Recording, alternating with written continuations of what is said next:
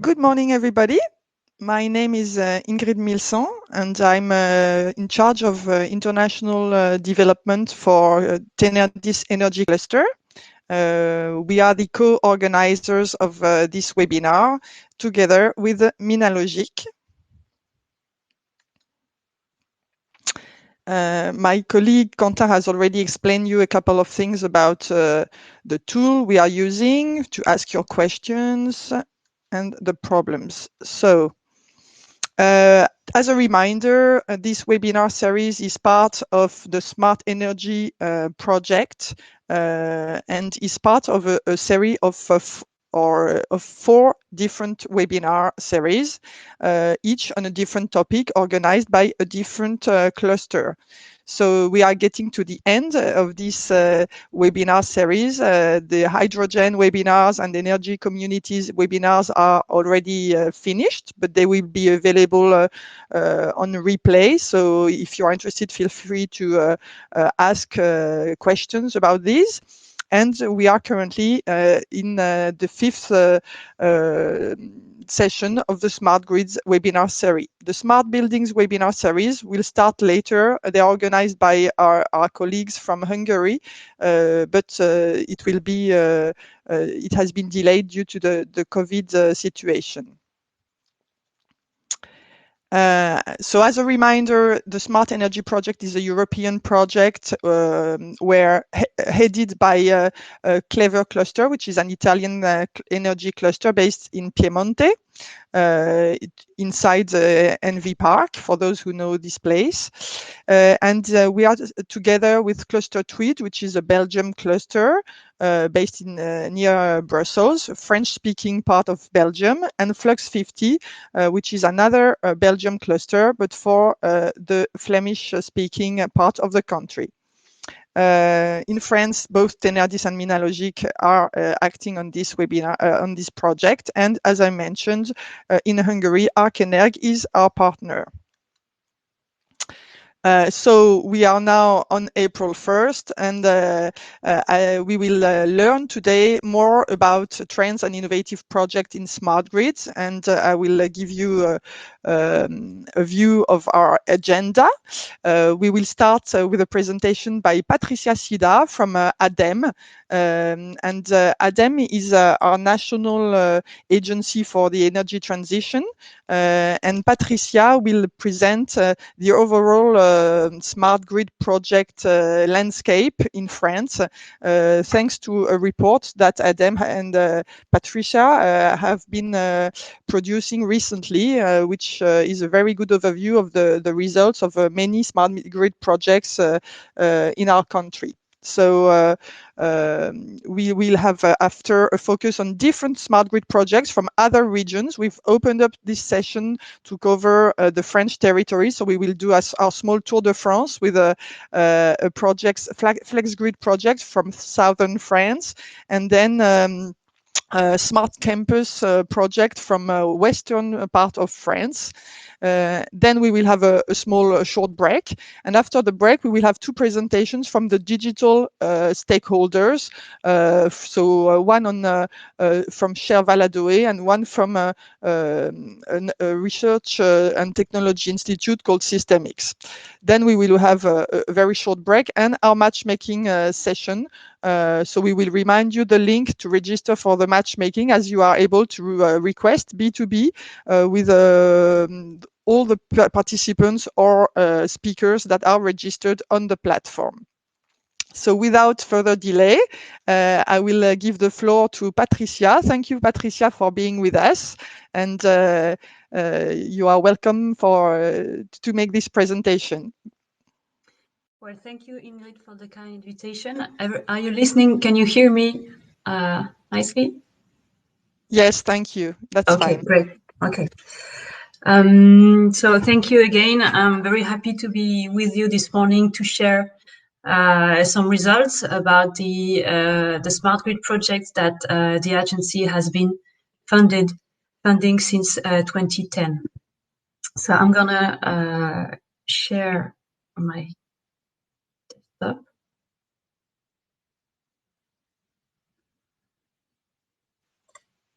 You don't need to share. You can just use your keyboard to move the slides. All the Okay. presentation is Perfect. there. Yeah.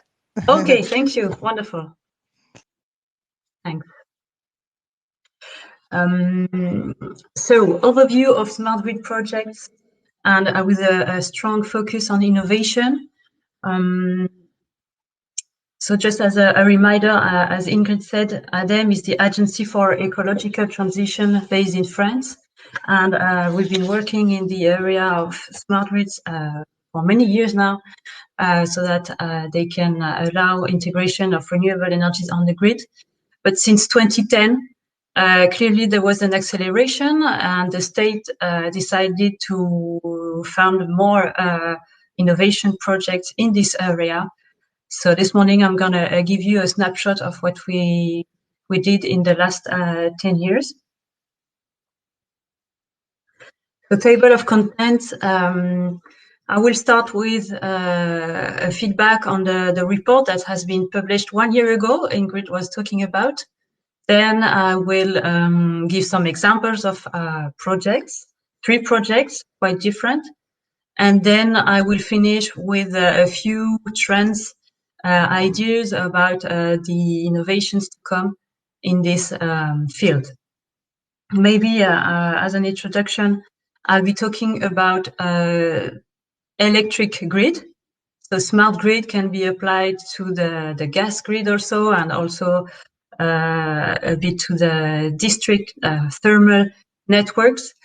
This morning I'll be talking about the electricity grid. So yes, since 2010, when we accelerated innovation in this field, the agency published a couple of reports in 2016 and 2020, 1 year ago. And this report allows to give a feedback on the public results on a certain number of confidential projects.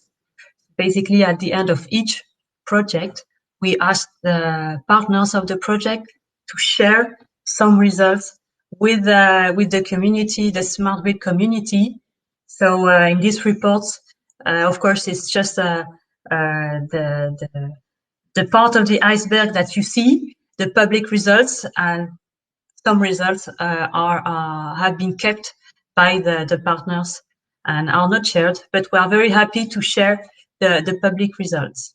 I think it's important. We think it's important for the smart grid community, and you can find these reports on the website of ADEME. So just a quick reminder, because I don't know who is in the audience this morning.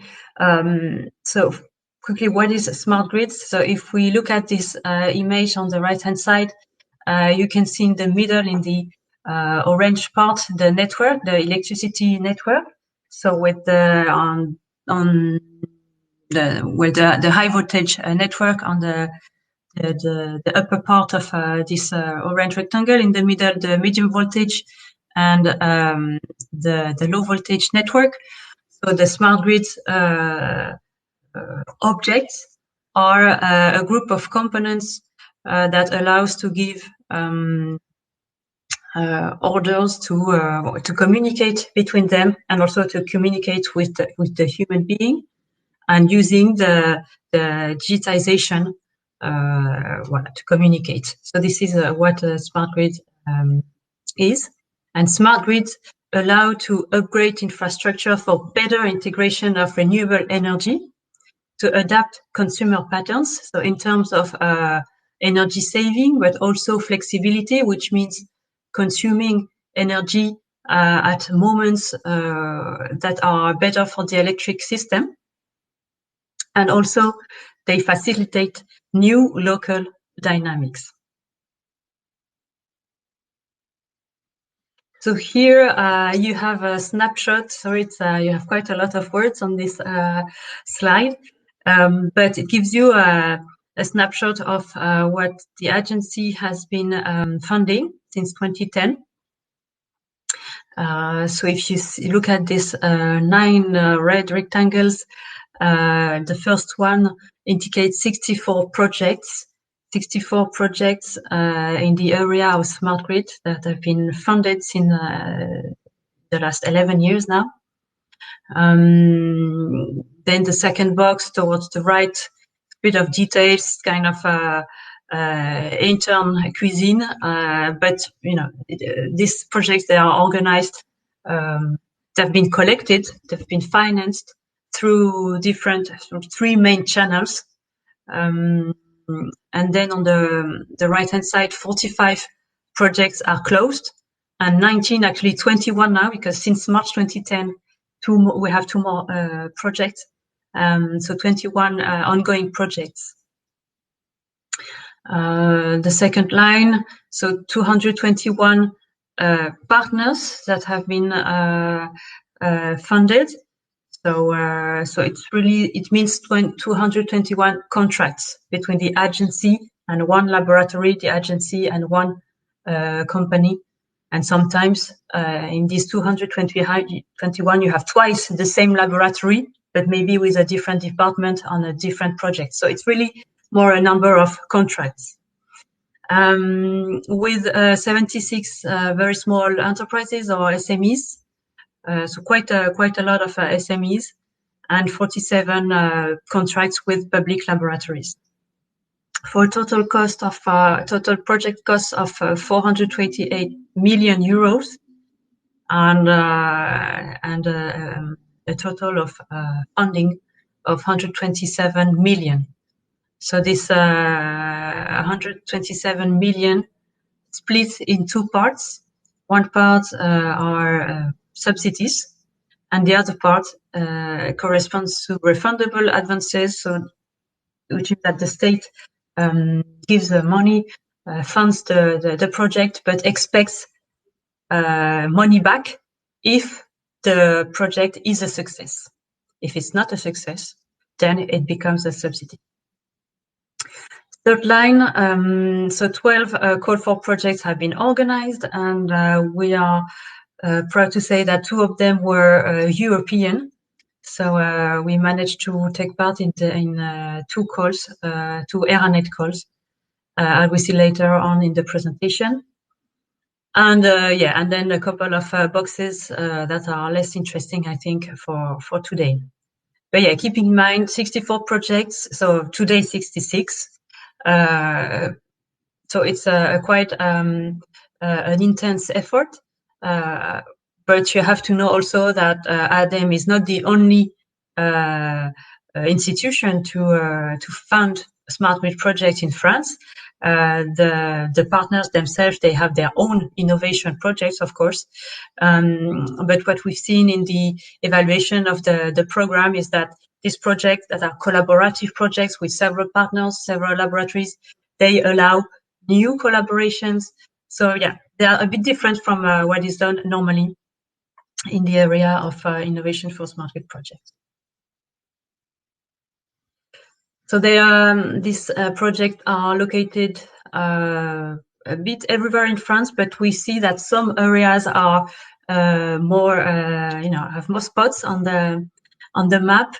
So Brittany, and also the southeastern part of France, and of course Auvergne-Rhône-Alpes is very active in the area also, and the southern region of Occitanie is quite active. And then you have the area near Paris, mostly the SMEs in the area of digitization, and they don't.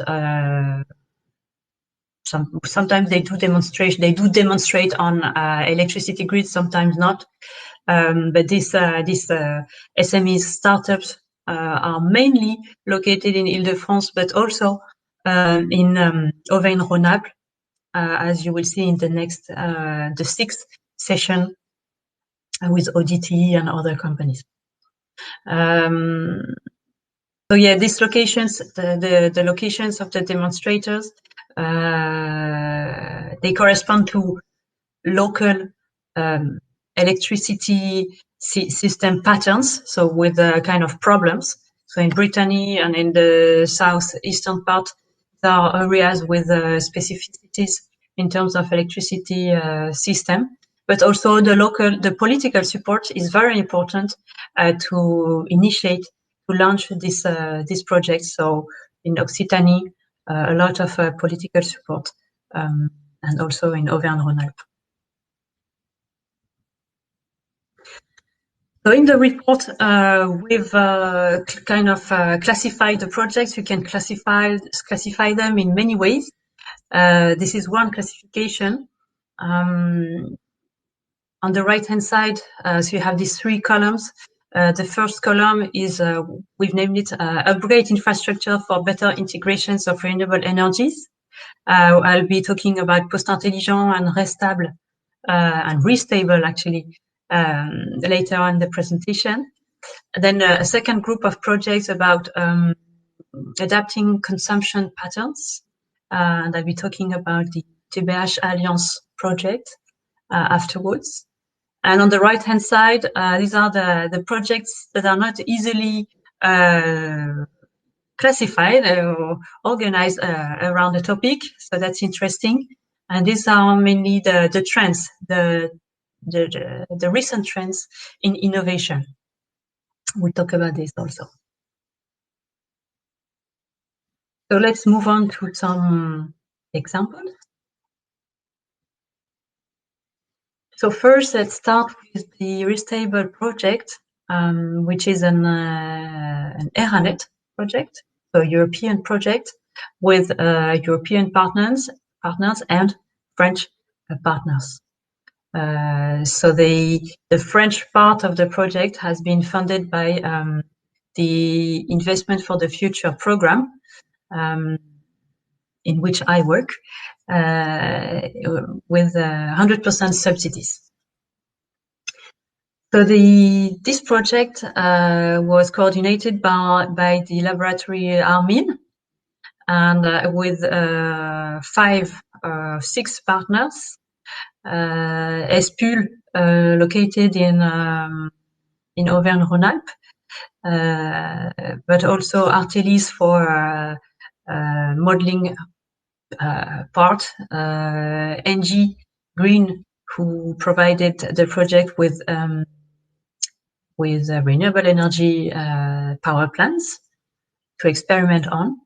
Hydronext to explore the possibility of aggregating renewable energy power plants, and the Fraunhofer who developed the aggregation part of the project.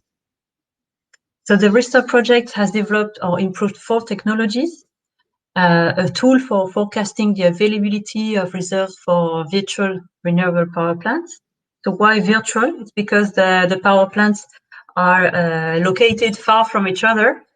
As we'll see on the next slide, you have wind power plants in Germany and also in the north of France, and photovoltaic power plants in the south of France, and they are controlled from the same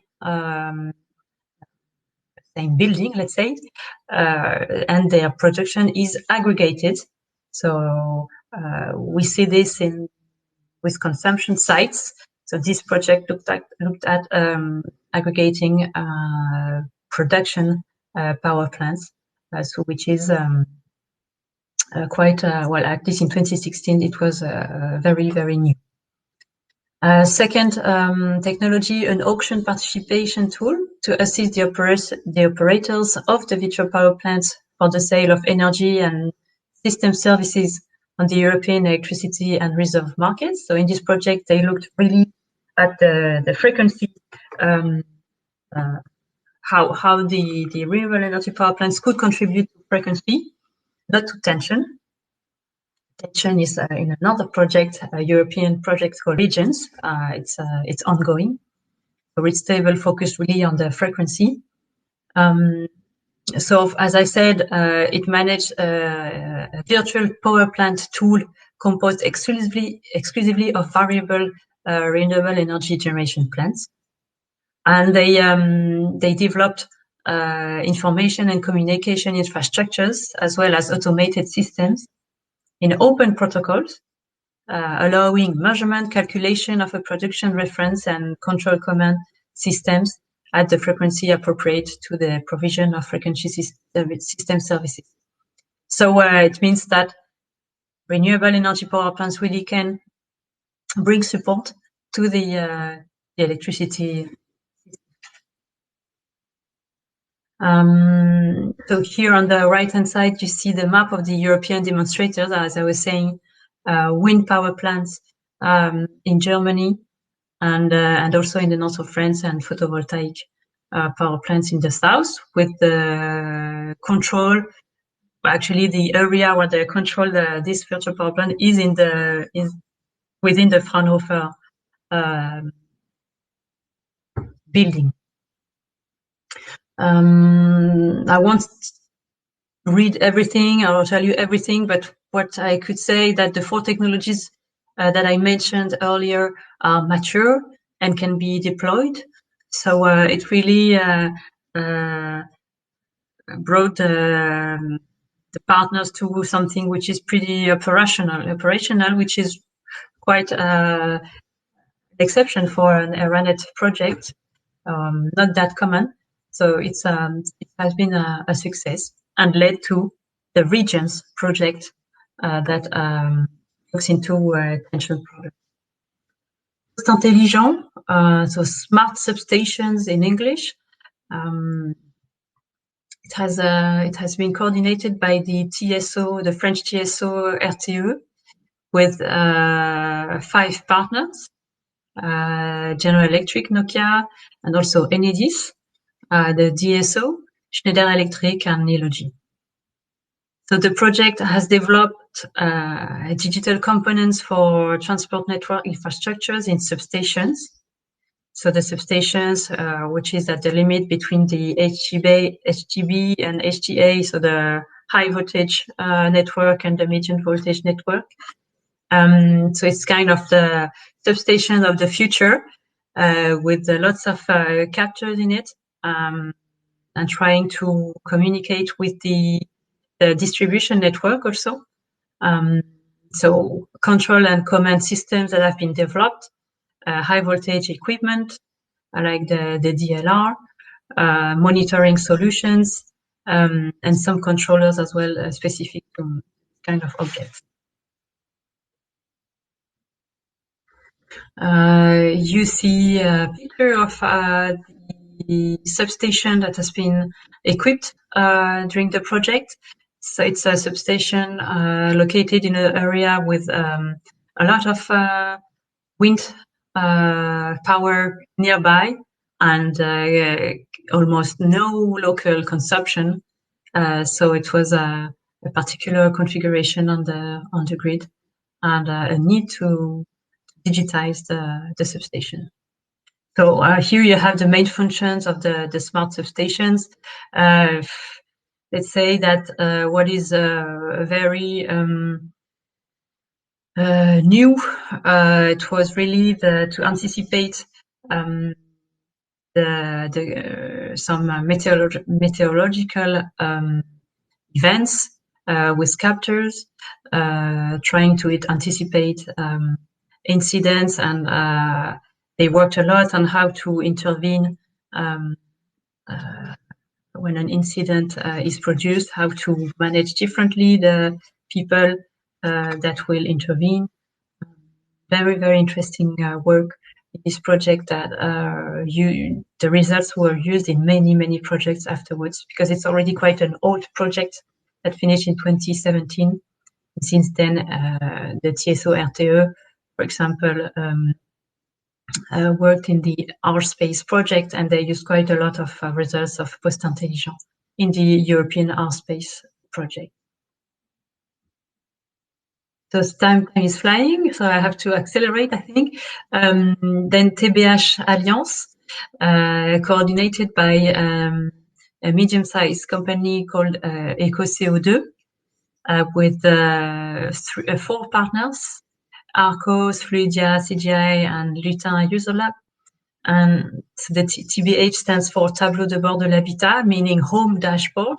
And back in 2014, there was a question of what was the best tool to incentivize the consumer to diminish his consumption, his or her consumption, or consume at different moments. And so the TBH Alliance partners carried out a survey in details with 3,200 French consumers under real condition and over a year. And they tested a real-time display of their electricity consumption and the related analysis and advices to save energy. Maybe one result is that for some consumers, an energy saving of 10% of their normal consumption had been reached for heavy electricity consumers, mostly optimizing electric heating. So they concluded that energy display devices seem more suitable for heavy energy consumers. You have many other results that came out of this project, and they listed all the results in a white paper that you can find in the report at the end of the report, the ADEME report. And but yes, this is one of the results, and another result important. The study also I highlighted the need for consumers to become acculturated with energy concepts and the need for a gradual increase in competence. So really, if you want the consumption, the savings to last, to happen and then to last in time, there is a need to accompany the consumer. It's not magic. Conclude future trends innovation. So I've prepared one slide. Sorry, we could talk very long about this topic.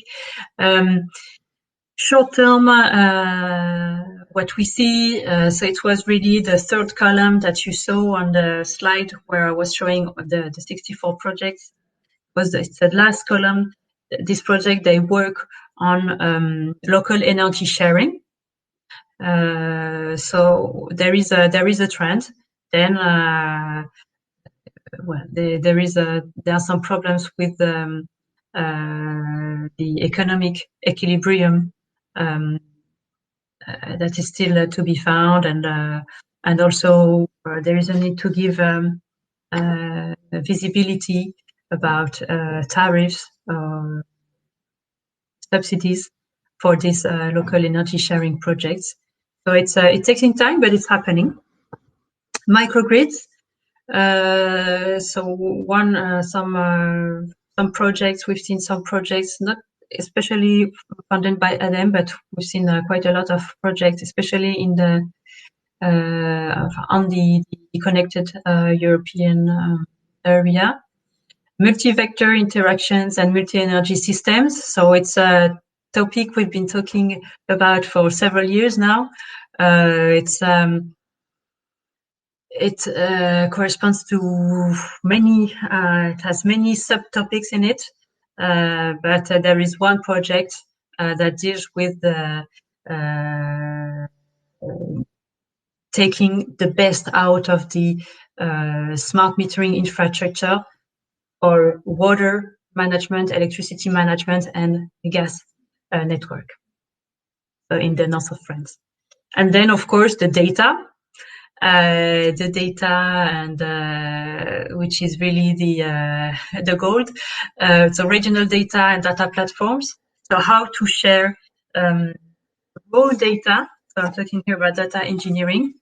Really the first step, very important step. How to get clean raw data, and then we transform them. But really, in this project, we see the importance of data engineering. The first step to prepare the data, to collect them, and it's not that easy. And of course, to respect the RGPD. I think RGPD is in French, but the confidentiality of personal data.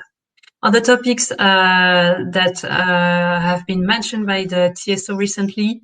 So there is a need for a better PV production forecast, also wind, but from the TSO perspective, the PV production forecast is has its own features, and we need more innovation in this area. Also, there will be a need, because there will be a need of more cables, whatever, more renewable energy means more cables, okay, deployed in a smart way, but more cables. So there will be a need of consultation with citizens, and probably we need innovation in this area, how to do this smartly, so that citizens can accept more cables, and which means more renewable energy. Flexibility sources, so any type of flexibility sources, it has to be explored. Storage, of course, but also interconnections and demand-side management. Medium and long term. So again, I've written multi-vector interaction and multi-energy system because we are only at the beginning. Still innovation needed in this area, not only technological innovation, but also organizational, how the stakeholders communicate better, make project together better, because here in France, at least, this gas, electricity, and heat are sectors that are still a bit separated, although there is since 3 or 4 years more interaction between the gas and electricity actors. But yeah, it's we need innovation, not only technological innovation, but also innovation in the organization, in the territories. Of course, resilience to climate change. So it implies components, of course, that are resilient to different temperatures, different external conditions, and also, as we've seen in post-intelligent, captures that will allow measurements of environmental parameters. But lots of innovation in this area of resilience to climate change and to extreme events. Flexibility solutions, innovations to come on the consumption side and also on the production side.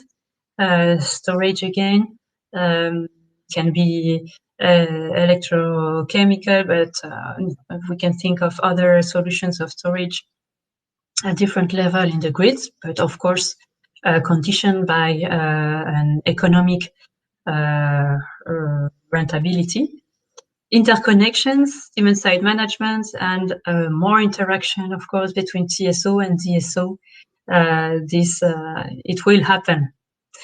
Then more in the future, continuous current topics at the building level or in the renewable energy connection to the grid, because the objects that are produced, that are connected, more and more to the grid, are objects working with the continuous current. So of course there is an interrogation about why transform this continuous current into an alternative current. Lots of innovation to come in this area. And also grid farming. Grid farming, this is one example also, among others. And I think that's it for me.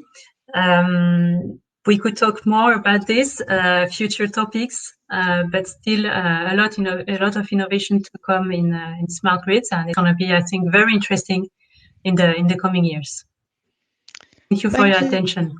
Thank you, Patricia. That was a very good overview of what's happening in France with regard to this topic, and with a zoom on 3 different projects that cover the whole value chain. So I think it was interesting for everyone to have this kind of examples. And for more details, again, this report, which is available only in French, but we have a lot of French-speaking people around this virtual webinar.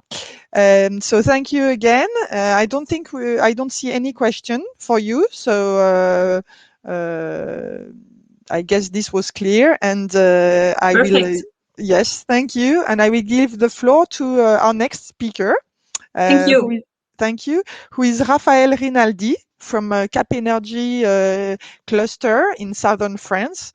Rafael is somehow like myself for Cap Energy cluster in charge of European and international affairs, and also the head of the Flex Grid project, which is a very wide program.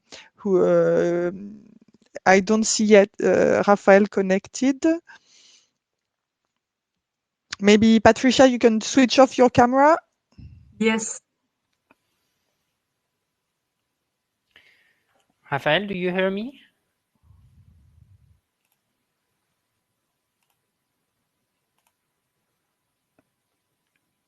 Rafael, normally you can activate your microphone and your camera directly at the bottom of the screen where you can see me.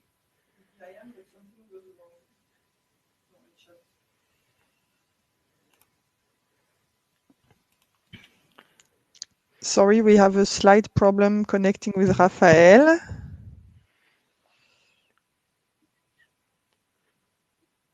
Normally, you must allow your computer to access to your microphone and your camera. Maybe that's a problem. At the top of the screen, you have the link, and at the left of the link, normally you can. Okay.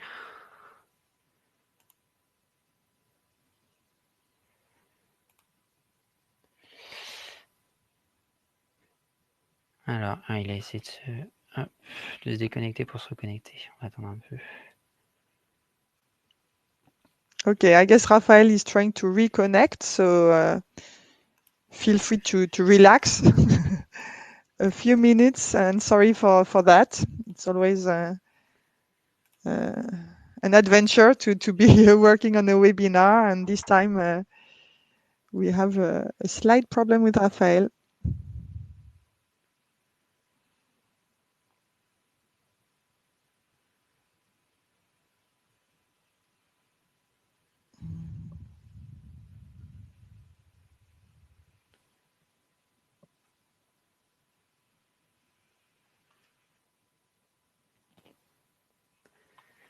Ah, ouais.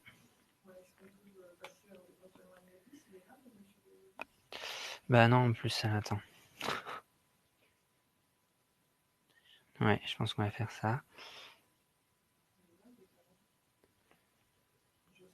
Rafael, just to be sure, I will share my screen. Normally here, you can see my the mouse. Normally at the left of the link, at the top of the screen, here you can allow your computer to access to your microphone and your camera. Can you say to me if it's okay for you, or if there is a problem?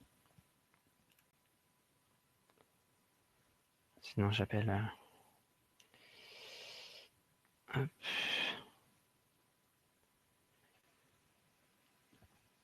Otherwise, if we don't get Rafael back, we will get to the next speaker. Attends, on va peut-être passer à Bruno Lacarrière. Jocelyn Boursier. Ouais, mais il n'est pas encore là. Bruno Lacarrière, peut-être sinon. Non, il n'est pas là non plus. Lionel Scremin. Lionel, is it okay for you if you can pass now?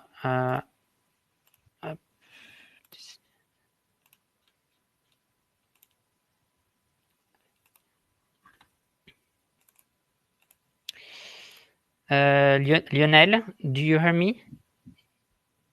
Are you here? If you can activate your microphone and your camera to pass now, if it's okay for you. Si, lié, je l'ai mis en animateur.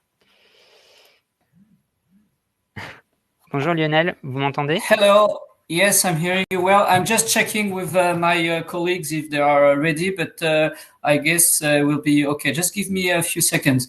Okay.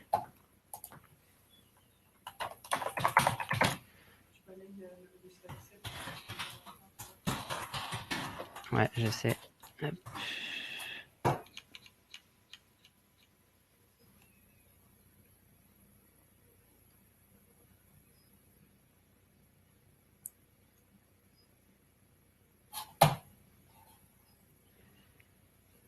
Sorry again for this technical problem, and we will be back on stage quickly as Lionel is rapidly checking on his colleagues because they are he's not the only one making the presentation.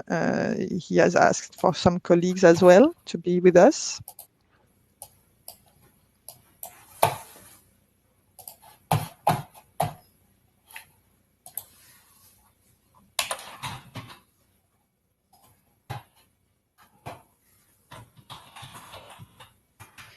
Maybe if you want, you can take a break for 5 minutes, everybody. If you want to take a coffee, okay, and we will come back in 5 minutes.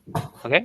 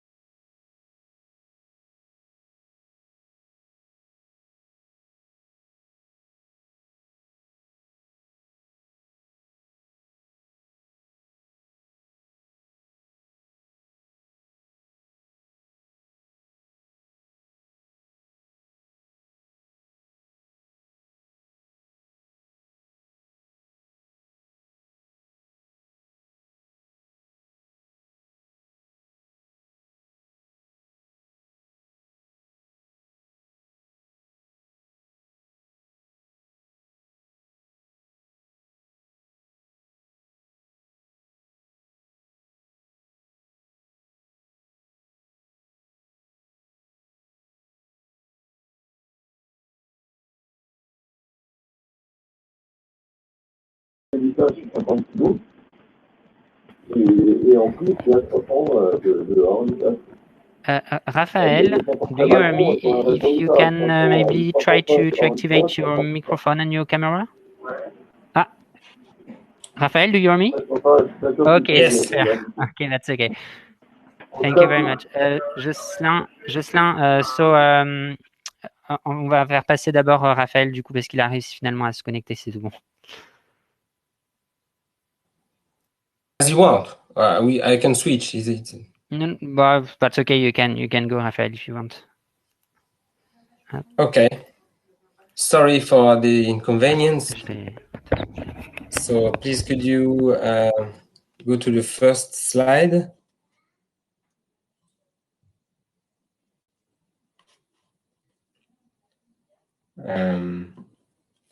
Martin or Ingrid, if you... Okay. Perfect. Thanks a lot. So can you hear me well? Yes? Yes, okay. We can. Thank you. Okay, so I'm Rafael Rinaldi. I'm EU International Director at Energy's cluster. So before we start presenting FlexGrid, I will say just a few words about Energy.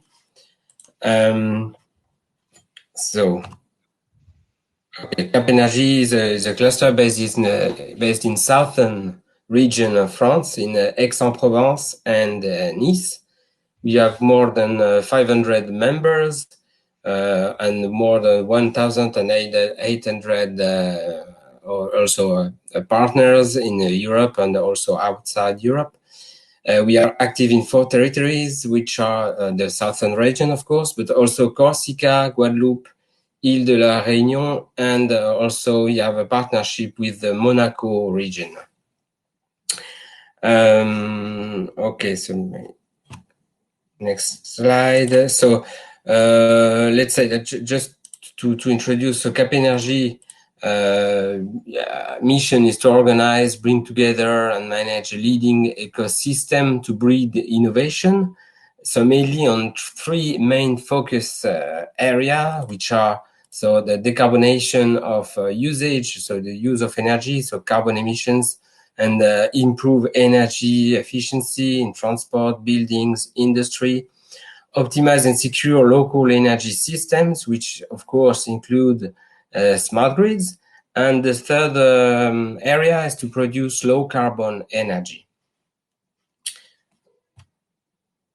Okay, so now I will talk about a FlexGrid program.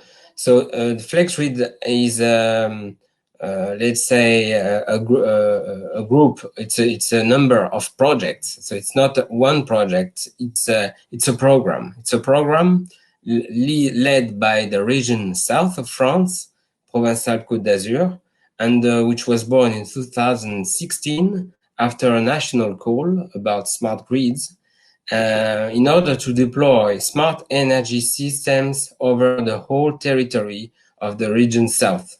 We have many public and private partners, and of course we also involve the network operators, so Enedis as the distribution, the DSO, RTE as the TSO, and other big players, but not only. We also have a large number of small and medium companies that we help to foster innovation and to create collaborative projects. So the difference between FlexGrid program and other the list of demonstrators in the area of smart grids is that we really try to create exemplary sites and industrial solutions. So we are not leading demonstrators. We are trying to deploy full-scale smart grid solution in order to make them commercially viable. So that's the difference. We are technology readiness level very high. We are not usually we don't have research and innovation projects like Horizon 2020 in FlexGrid. We have some of them, but the major projects are related to full-scale deployment. So that's the difference. Okay, so the public investment of the region south aims at really to have a multiplier effect. So they want to, that's a joint program with public and private. So with 5 million invested by the region south in the multi-year FlexGrid program, we follow and we try to support a total investment of more than 400 million euros. So it seems very low if you compare the investment of the region and the total amount of the projects, but still we are in the industrial phase, so we really support industrial company to deploy their projects, which are already or almost commercially viable. So the region 5 years ago, the FlexGrid program was born out of a desire to facilitate the development of renewable energies. So we are looking back at 2014 in a logic of sobriety and carbon reduction.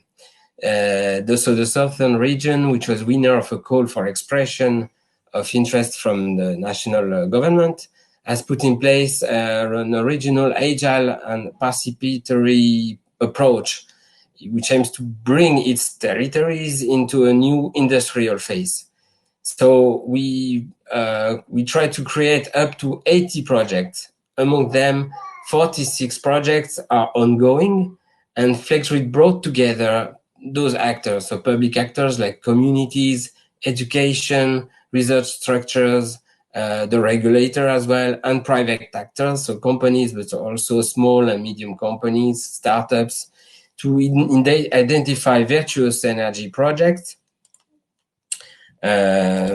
accelerate the energy transition, allocate the resources necessary to deploy those projects, gain experience and share this experience with other projects and with other actors, participate in all the territories of the South region. So we have the chance to have a diversity in terms of different kinds of area, like the sea, the land, mountains, but also industrial sites. And we try to organize regular meetings between the project leaders and all the key stakeholders, such as local authorities, policymakers, to make them feasible and possible, to accelerate those projects to be deployed. So we have 4 families of projects. So we try to follow a different an approach based on the territory and the needs from the territory, which means that we are not only focusing on technical aspects. So we rely on technical pillars, of course, but we try to identify what are the needs. For example, in the economy sector, what are the needs for the industrial, for the, I don't know, transport nodes?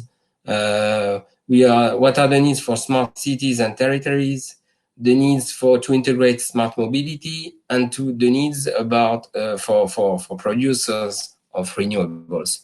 So there are, in those 4 families, we have now 46 projects, and all are supported by a basic, by a base ground, let's say, from the network operators, which are RTE and Enedis, who invested almost 40 million euro, especially in south of France, to anticipate the deployment of those projects. So they anticipate to early start the deployment of smart meters, for example. So to have all the basic background in order to support the creation of those projects. So that's a joint public project. We are now at the end of this program, so we are evaluating the results of this project.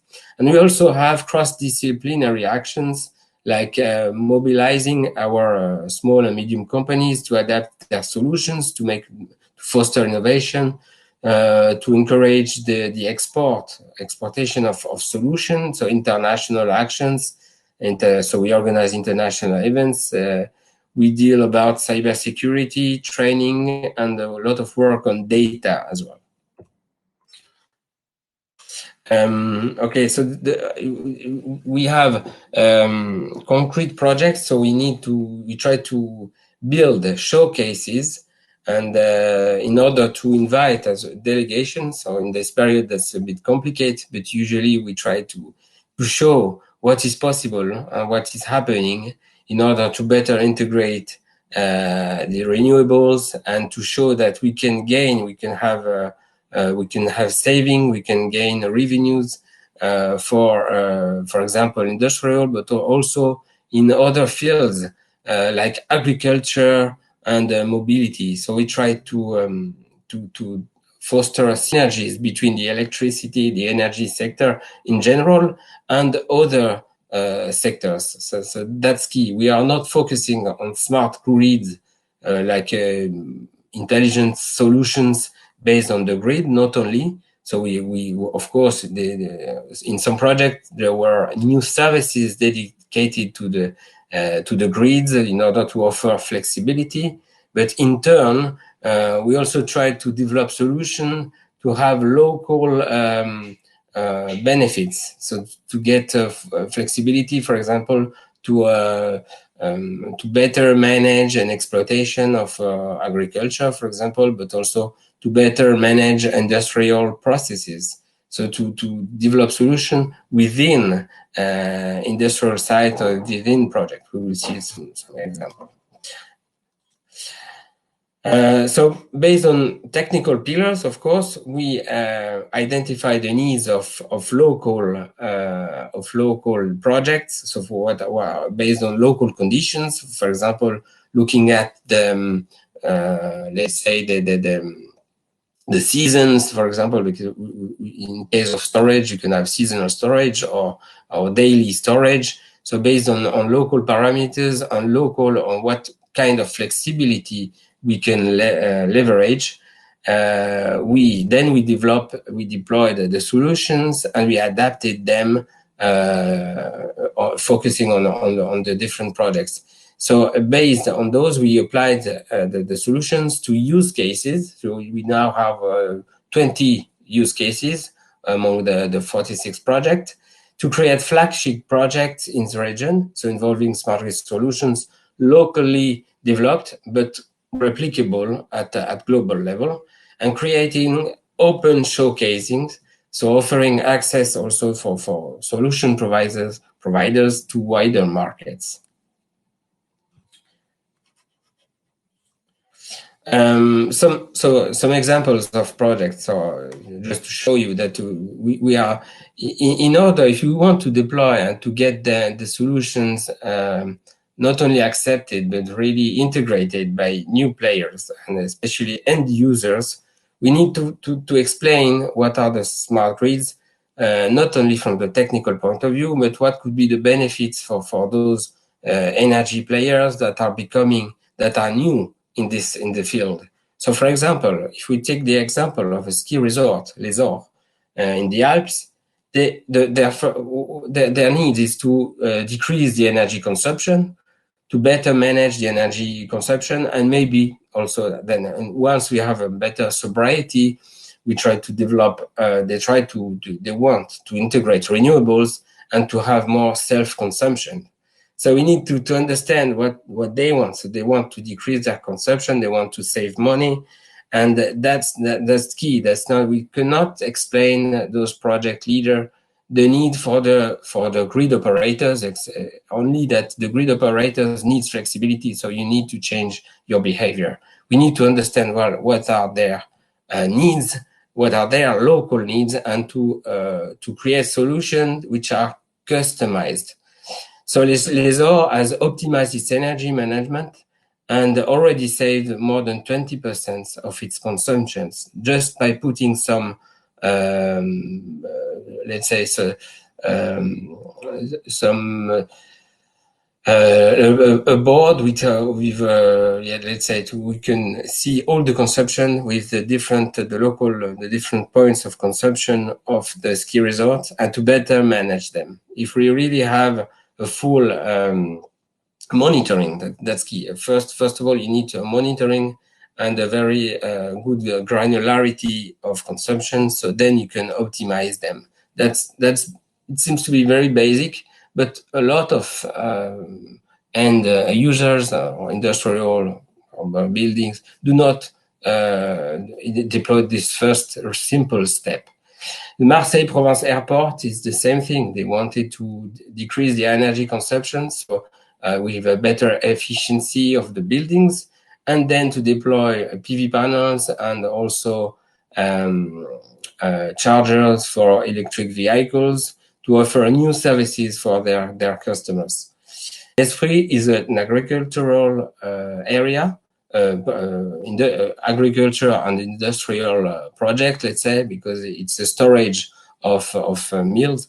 So basically, they can control their cold area and the cold engines to offer flexibility to the network and gain some revenues by selling these services to the energy network. So, this could be replicated in many other industries.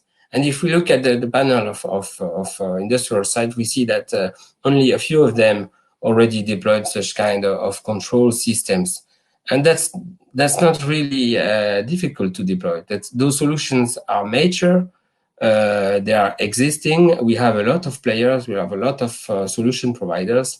But simply, I think a lot of them do not have this priority or they don't realize that they could do they could deploy simple solutions to better manage their energy. Nice Meridia project in Nice is a full-scale application of smart grids on the scale of an urban district of more than 350,000 meters square, with tertiary sector, shops, educational premises, and housing units. Those projects are still ongoing, and of course they are depending on building on the creation of new new districts. So that the first results are difficult to be measured, because we need to have we are depending on other deadlines that are linked to not only to the energy sector but on the building sector. That's one of the major let's say barrier in terms in the building sector, is that the energy is not if you need whatever solutions you want to deploy, you need to have the infrastructure to do it. Some other project, Interconnect, that's a Horizon 2020 project, but to deploy solutions about smart cities, basically beyond the meters. The converging digital homes and buildings in the electricity sector. So Flexi is a project led by EDF, which involves different kinds of renewables, so large hydropower plants, to help and to decrease the variability of PV and wind power plants. So that's a kind of support from hydro to other smaller plants, in order to have a flatter or more predictable energy generations. So the difference between this project was, because of course hydropower plants can be controlled, but we try to go in a very close to real-time control of the energy produced by the hydropower plant. And Jupiter 1000, Jupiter 1000, that's a power-to-gas demonstrator. In that case, this is a demonstrator because we are dealing about hydrogen. And look at how 5 years ago, we never spoke about the possibility to include hydrogen, but in a multi-energy perspective, we now foresee the interest of hydrogen. So we need to develop hydrogen solutions as a converging, as a storage possibility, and conversion from different energy vectors to globally optimize the energy systems.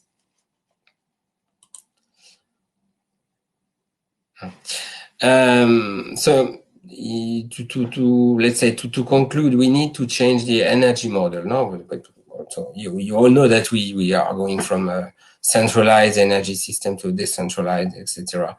But really, what we really need is to offer education and sensibilization. So the ambition of FlexGrid is to offer everyone, citizens and industrials, way to switch to a low carbon and plural energy model, in which the consumer is a player in the energy transition. That's also a request, of course, from citizens. We can observe it. We can feel this interest, and that's an opportunity. But we need to give support and to explain so we need to explain how the energy sector works, and what can all the citizens can be, how they can be involved, and how they can participate to this change. So the end user, of course, can reduce its consumption. They can consume differently. They can act on their production and choose carbon-free energy, in particular electricity for mobility. But one of the objectives of FlexGrid is also to organize sessions to make it more really understandable, and to explain what are the challenges and how we need to change. About the export, because of course in Europe, in general, let's say that the electricity is quite cheap and reliable. We must admit that we don't really need local energy production because the grid is not not reliable, not at all. So what we can do is to have some savings, but in some cases, most of the solutions could be applied outside France and outside Europe. And for example, if you look at the local grid, microgrid solutions, for example, but other solutions combining PV panels with storage, those solutions could be exported in areas where either the electricity grid is not fully reliable or we don't have any grid at all, and there is an opportunity to export. So we try to organize international events and to support our members and our companies to participate in international events as well. So that's a key aspect of Flex Grid program as well.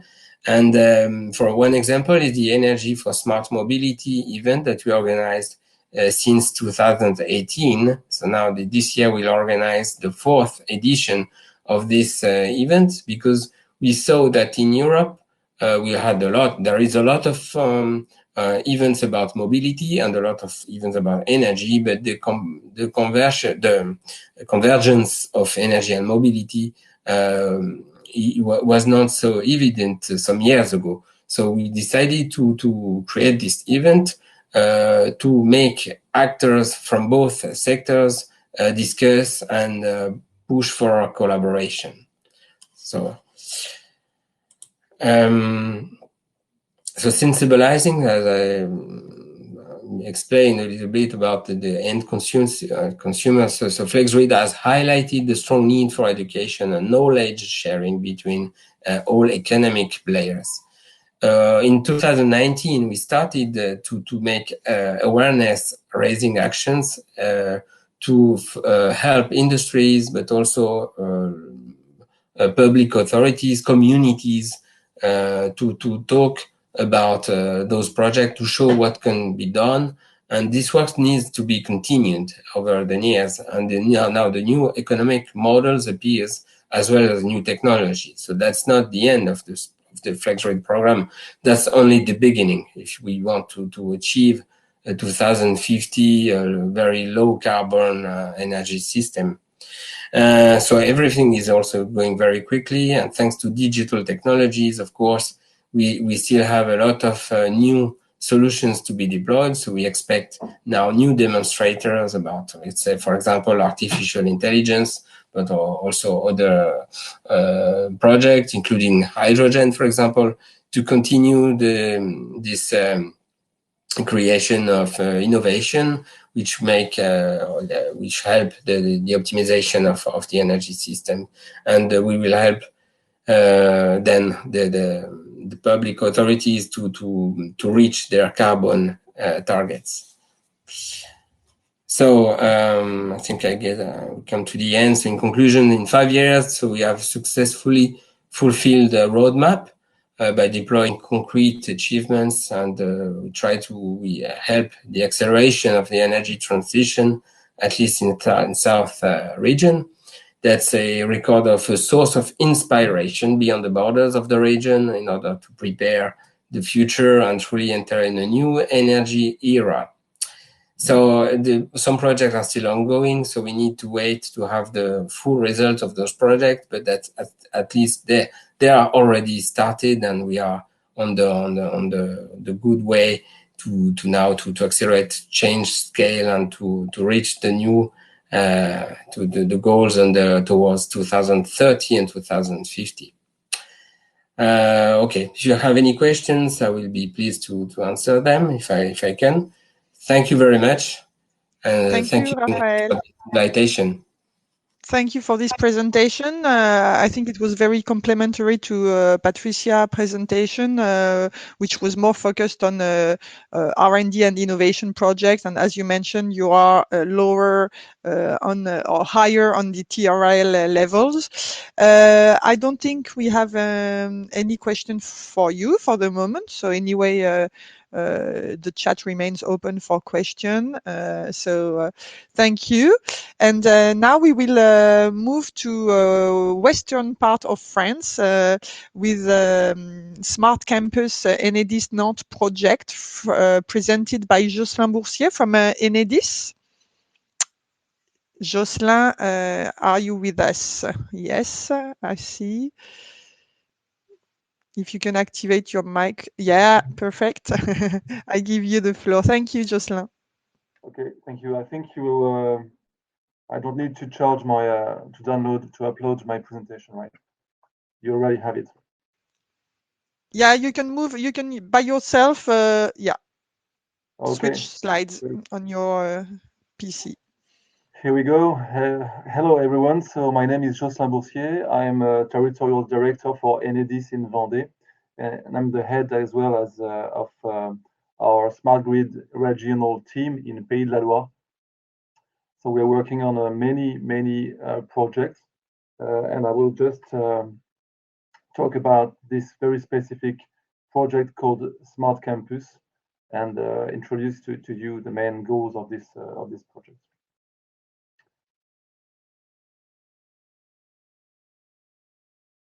So this specific project called Smart Campus reflects both our strong implication in ecological transition and our constant intention to understand client perception and use cases. As it was said before, its main issue. We collaborate for this with the association SMILE in the region Bretagne and Pays de la Loire. And so we aim to promote the French and regional industrial and smart ecosystem. As it was said before, just before, this project has pedagogic and vulgarization ambitions as well, which is the main issue right now. Finally, we seek for exemplarity on our own infrastructures. As an example of this orientation, and we have the second largest electric vehicle fleet in France with 2,500 electric vehicles right now. So we are talking about integrating to the grid an optimized hub consisting in a photovoltaic structure of 29 kilowatts, an aerovoltaic structure of 1 kilowatt that provides heat to the Guardians Lodge, and a battery of 90 kilowatt hours capacity, 5 docking stations for electric vehicles with 21 kilowatt power each, which is, let's say, slow, middle speed charging for vehicles.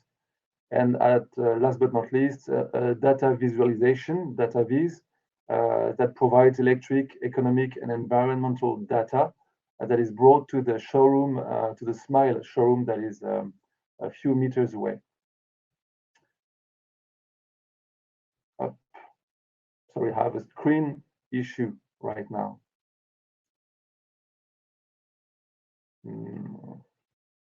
Oh, it's okay. It's okay. No, it's fine. This project has 4 main technical ambitions, which are measure the overall impact of new uses, such as self-consumption, battery stocking, charge of electric vehicles, and so on. So this impact on the electricity public grid. The second technical ambition is to exploit data to create new profiles of injection and production to make our forecast more accurate, and to ease up the development of the charging systems of electric vehicles, and at last to back up the development of new models based on renewable energy, which is combined with 4 strategic orientations, being a role model for on our heritage, which means on our own infrastructure. I talked about that before. Cast a light on our contribution to the Metropolitan Solar Plan, be a partner for the region that brought on the table a very ambitious plan for energetic transition with financing, and work on the area of societal acceptability of data coming from counting operations. I'll just rewind a little bit to contextualize this presentation with a quick presentation of our company, Enedis. So just in a few words, Enedis missions. So, well, as you know, Enedis is the main electricity distribution grid operator in France. We cover 95% of the territory. We serve 36 million consumption points and 450 injection points in France. We exploit and modernize the grid. We help the towns to cities to concretize their projects. We manage and regulate the grid from afar with smart technologies. We take care of incidents in any day, anytime, under any weather conditions. We measure the consumption data for suppliers and the electricity manufacturers, and we link customers' injection to the grid.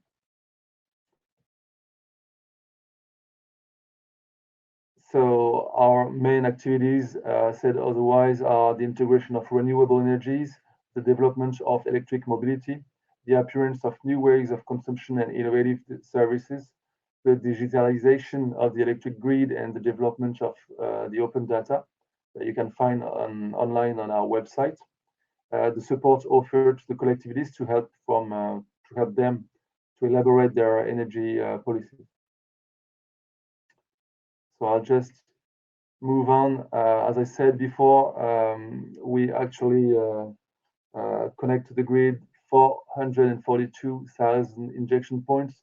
Let's say that it represents around 30 gigawatts of capacity right now on the French distribution grid. More or less the same on the transmission grid, which means around 50-60 gigawatts of renewable in France. And just as a gross figure to make it easy and simple to remember, we have to double it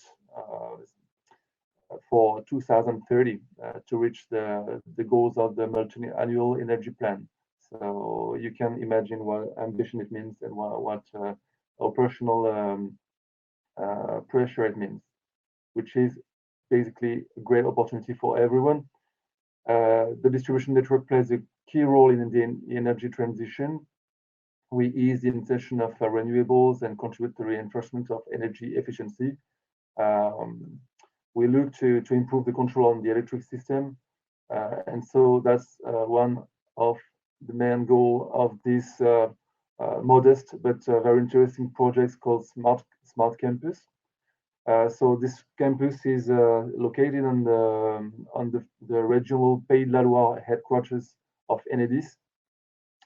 So in the very center of the city of Nantes, just next to a substation, a big substation that is serving a very big part of the city. So there was the first version of the project with a solar tracker, designed as an individual self-consumption tool for the Smile showroom, and 5 docking stations. We made it evolve to a more smarter project with the integration of more of solar generation for 30 kilowatts, a battery of 90 kilowatts, as I said, public database, and an EMS. So all these parts of the B2 is actually under tender. So we didn't deliver yet all these issues, but we are actually building all this. So to the risk of disappointing a few of you, I won't be able to give you an overview of the results, as it will be a next step for 2021-22. So to sum it up on a more graphic way, you can see that the electricity distribution network is linked to an EMS, energy management system, that itself works as a hub for several use cases. But, the first one is a solar panel. Second one is heat for the energy, the Guardian's Lodge, but electricity as well from the storage and from the solar panel. As I just said, a storage battery of 90 kilowatts, 5 docking stations, and the data. All this is linked to the EMS. And the EMS is linked to a specific tool we developed, and we placed it in the secondary distribution substation. And so we called it a pin key. A pin key is actually a link key that is not green but pink. But this is not the main difference between this tool and link key. We actually used the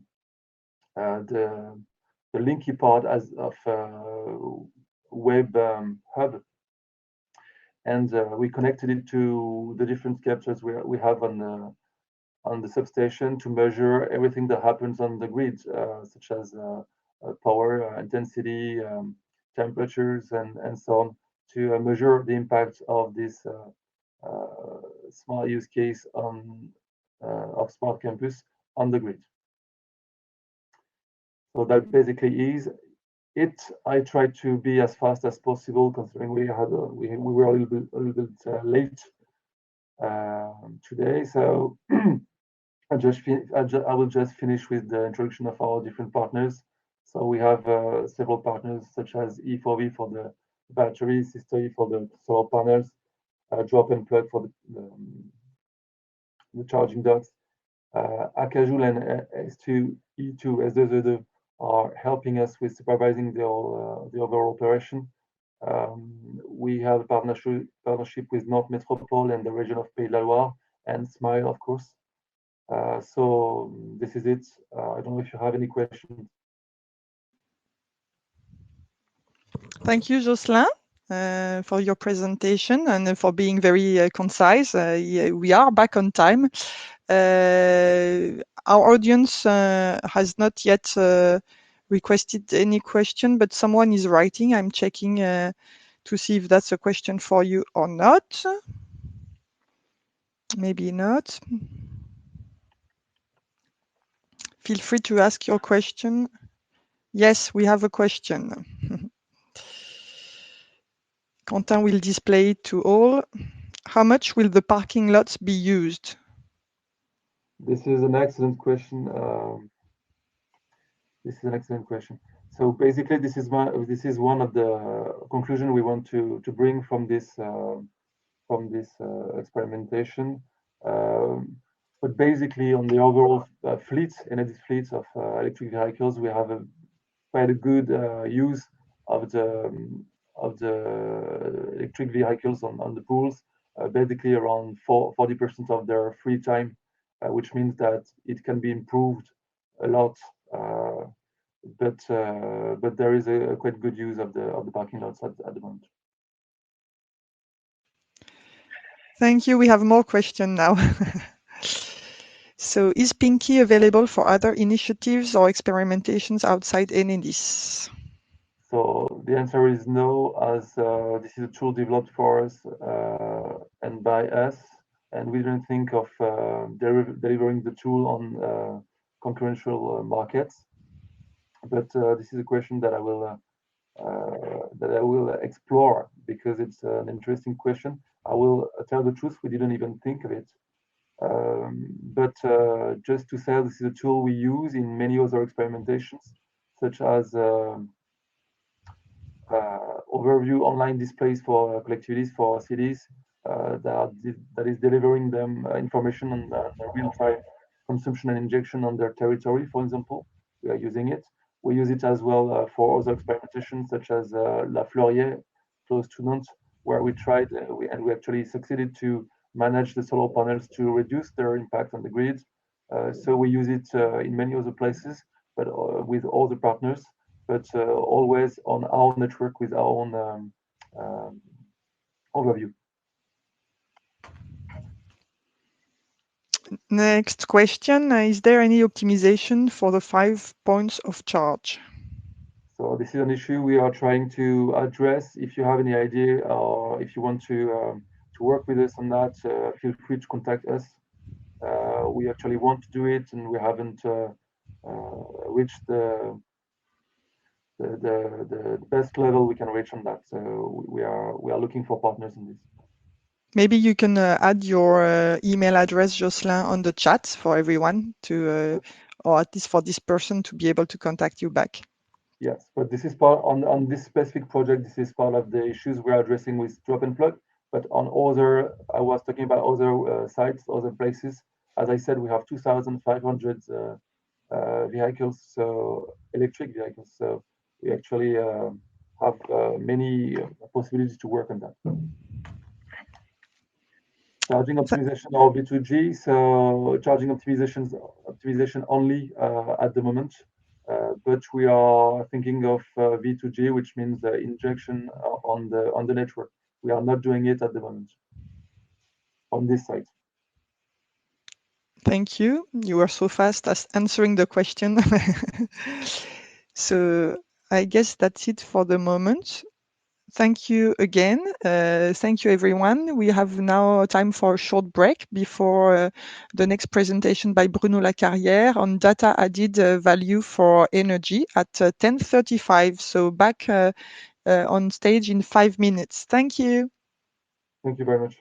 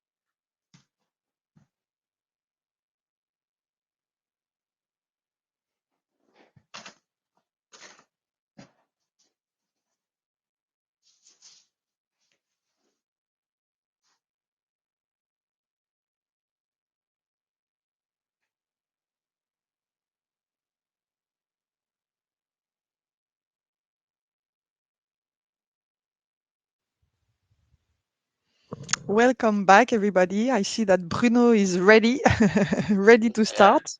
Yes. Thank you, Bruno, for being with us today.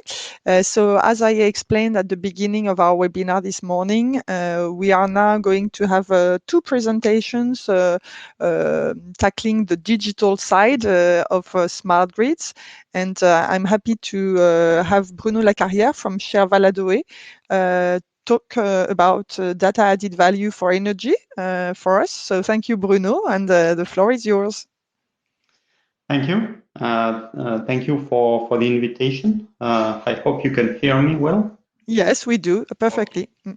So just testing. Okay, I can manage the presentation. Yes. Yeah. So thank you for this invitation, which is an opportunity to present this partnership or this program, which is an applied research-oriented program.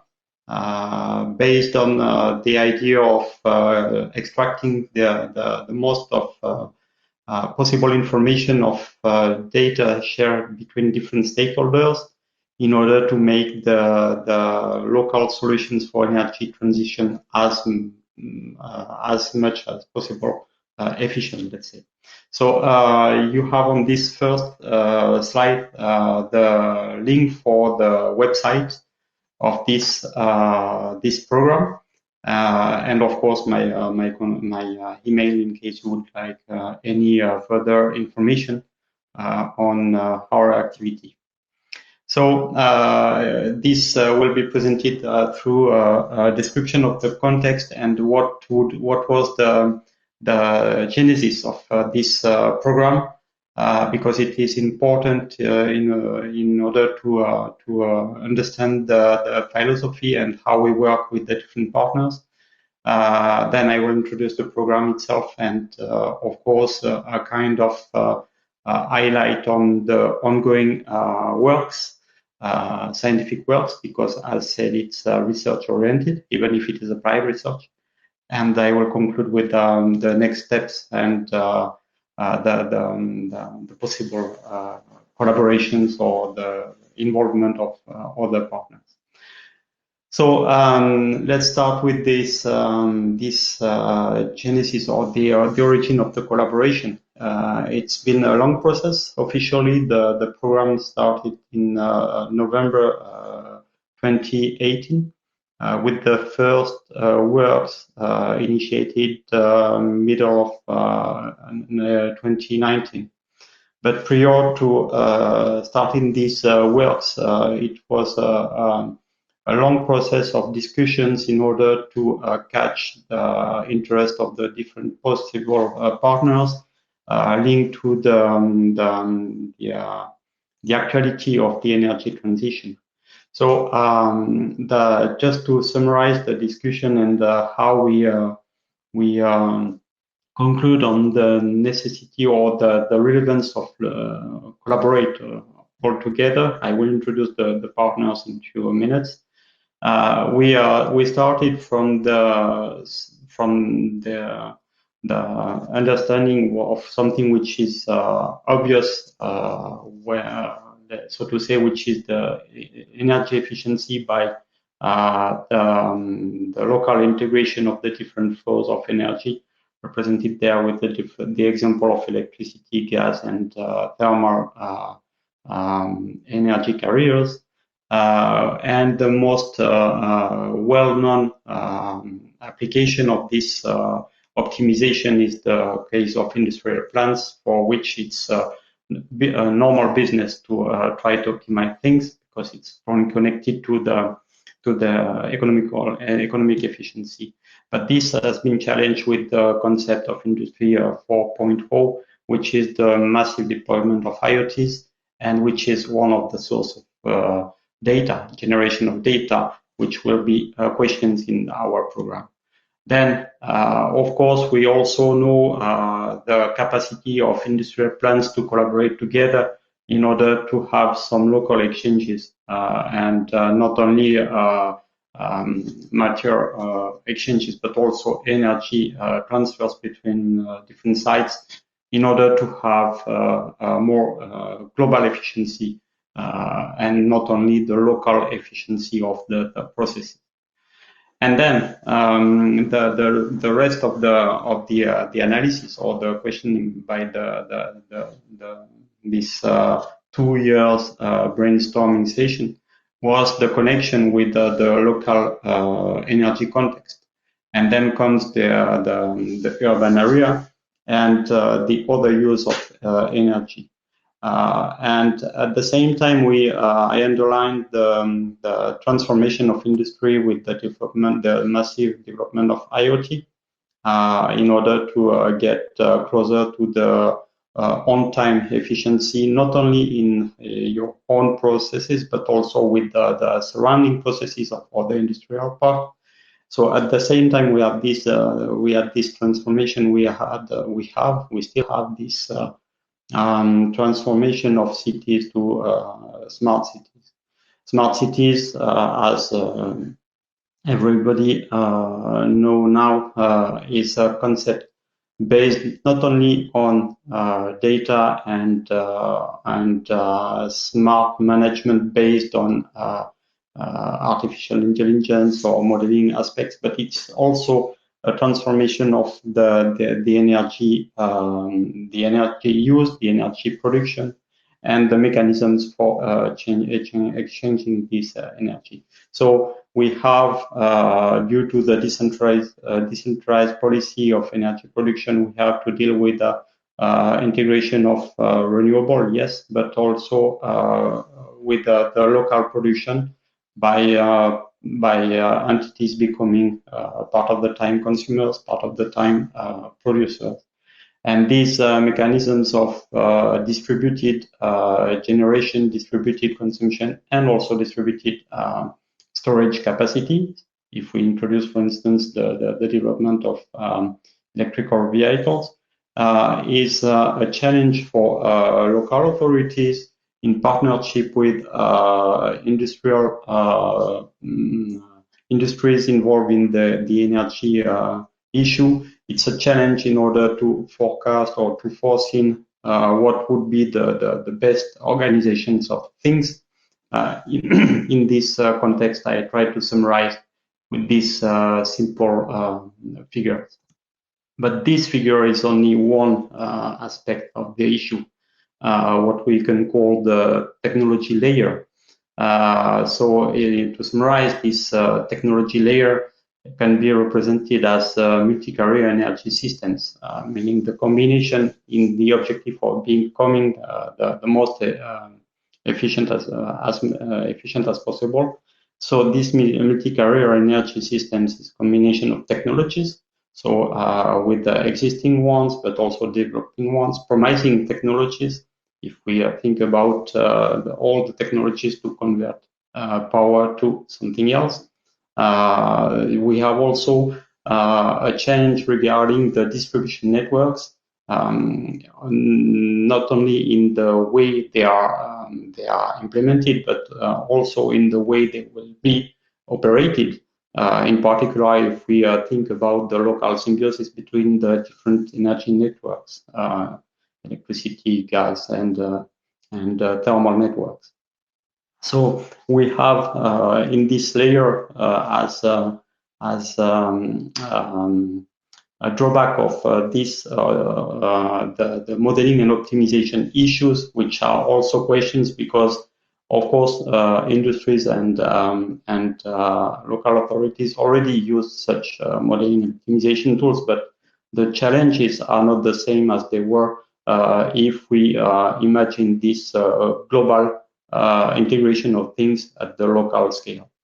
And then we have all the necessary tools for energy data analysis and decision aiding, because in the end it is the final objective in order to have the means to decide. So that was the first layer, the technology layer. Added to this layer, we have the provision of data, as said first by the massive use of IoT, not only in industry, but in any sectors. we have in parallel different attempts to centralize this data or for scheme of sharing them between the partners. We have some experiences of urban platforms or local platforms in order to see how it would be possible to collaborate. We have some initiatives like the self-data, which is the possibility for individual entities to share their own data. We have, of course, the usual and the classical industrial monitoring and the smarter devices, which are linked to the communication aspects. So this was the second layer. And then we have the third layer, which is the diversity of stakeholders in link with the diversity, in connection with the diversity of objectives and interests. So among the stakeholders, we all know them. So the local authorities and the decision makers, of course, the energy network operators, electricity, gas and thermal networks, the energy companies, what I mentioned just before, the end users, possibly prosumers, and the industries. And in parallel of these different stakeholders, we have different economic models, from the most open one to the most closed one. So we have the public services, the usual private models regarding the data, I mean. We have also some models of entrepreneurship based on the use of shared data, which is also an objective or something important in what I mentioned just before, in the experiences of sharing the data thanks to platforms and the data of economy. So based on that, the different parties involved in this brainstorming conclude on the need of trying to address this issue by crossing the different layers I presented briefly there. And then came or born this project, Balado in French, which is the acronym for Valeur ajoutée à la donnée énergie. In English, added value of energy data for local energy integration. So the objective of the program born after this analysis is to transform the data into a useful information for moving to raw data to the application mechanisms of decision or management. So the interface of the different part of this knowledge transformation is identified as an opportunity to generate this added value. But because of the diversity, or I mentioned just before, the constraints we put in the definition of the program is to consider the different stakeholders, not only regarding the objective, but also the constraints they have in the organization of the local energy transition, and also by taking into account the reality of data. Because we all know that we have some works or some tools with very interesting and very promising outcomes, but based on the assumption of ideal data. So this reality is questioned through the quality, uncertainty, and availability, of course, but also through its access. So the idea, it was the starting point of this program to agree on the fact that all the works we have done in this program will have to be done taking into account this reality. And of course, the aim was to combine the different expertises and also the different point of view of the partners. So that's why we arrived to this composition of the partnership. which is made of electricity grid operator. So Enedis, just which was presented just before by Jocelyn Boursier. We have a consulting company which is experienced in this issue of energy at the local scale, supporting the local authorities in order to propose some integration solutions. And they have this specificity of already experience on the data used for this optimization purpose. And because we wanted to have also the decision-making process on board, we have the two public entities, the Nantes Métropole and Région Pays de la Loire. In order to fuel this transformation of this program, the research part is fed by 3 of the engineering schools of the IMT Institute of Engineering School in France. So IMT stands for Institut Mines Télécom, and this combination of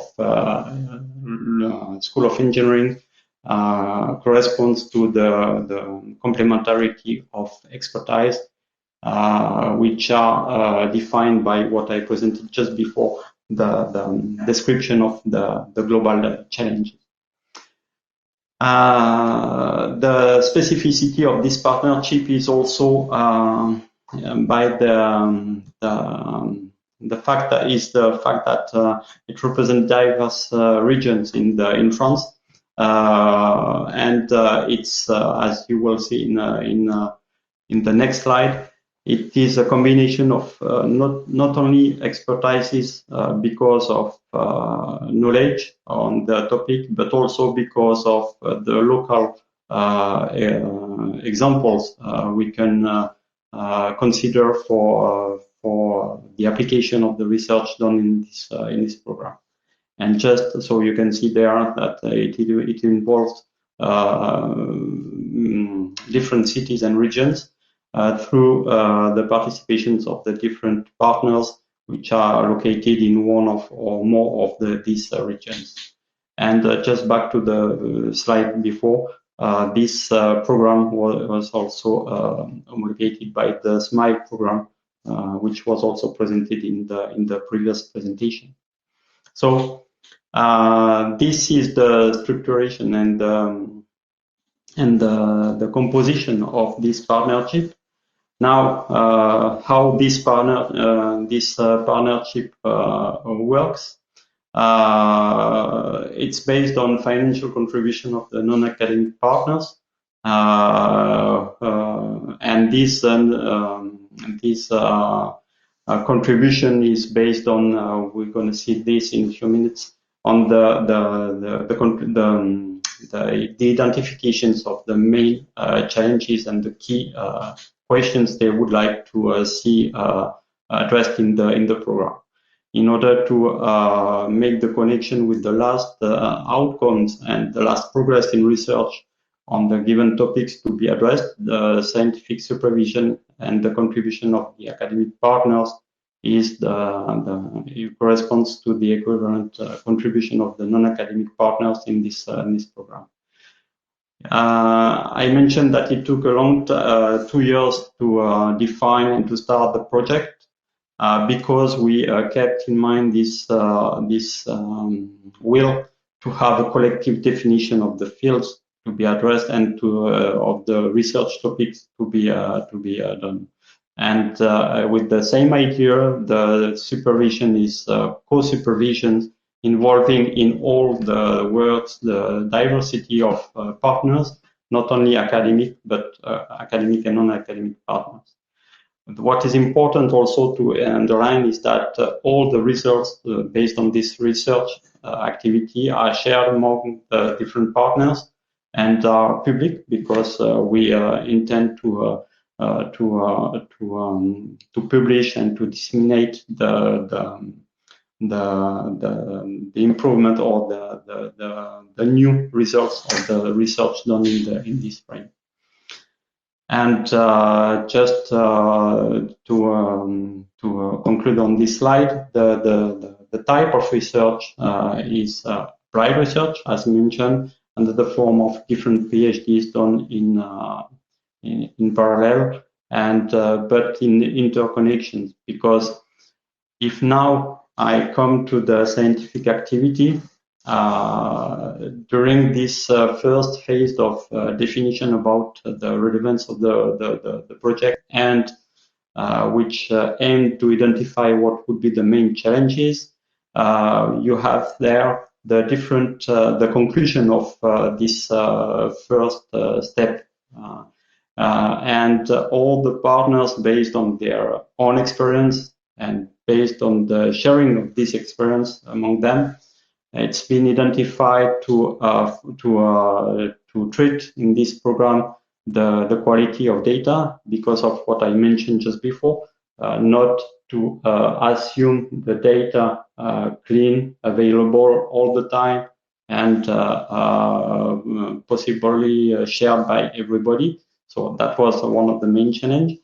Because of the massive use of ICTs, there remains some question regarding the format of data. Data understood here as digital data. So regarding the structuring, the transmission protocols, standardization, etc. Once this data well analyzed under its quality and its format, it's important to see how this quality would affect the decision processes. And because I mentioned also that most of the decision processes are based on optimization, simulation, decision aiding, energy planning, which are themselves fed by the data, it's important to follow the impact of this quality on the decision mechanisms and decision tools used by the stakeholders. Then, if we step back a little, because of the 3 layers I mentioned at the beginning, it's also important to inject in this analysis the constraints of the stakeholders. Constraints based on due to regulations, due to competitive objectives, due to economic models, etc., etc. So this is also part of what is taken into account in the different work. And of course, there are some more scientific skills to be further developed. That's why we have also identified among the challenges the modeling and optimization improvement necessary to consider the strong coupling and the dynamic coupling between multi-energy networks for local integration. The 2 last ones, which are more connected to organizations organization between the different parties in this energy planning, are the management of the systems and the networks, and how they will be affected by this transformation of multi-energy carrier and massive distributed solutions for production and storage, and also the markets and the new idea for local exchange, not only based on technical aspects, but also on contracts and rules between the different parties. So these challenges are addressed through 7 domains, which are summarized there. So the first one is, of course, to consider the balance between production and demand when we consider these multi-energy distribution networks combined together for the gain in efficiency. The interaction between the energy planning and this strategy of decentralized energy management. the local interaction between the energy networks. So not only from the design aspects, but also regarding the control aspect of the technologies embedded in each of the individual networks and the coupling technologies between these networks together. So we know some of them, but there are some ongoing works on promising technology in order to foster this coupling. As mentioned, the market and the economic mechanisms for this new way of exchange locally the different form of energy. And everything for the three last point, everything dealing with data I mentioned, so the data sources and the possibility to share some information, the quality and the standardization. So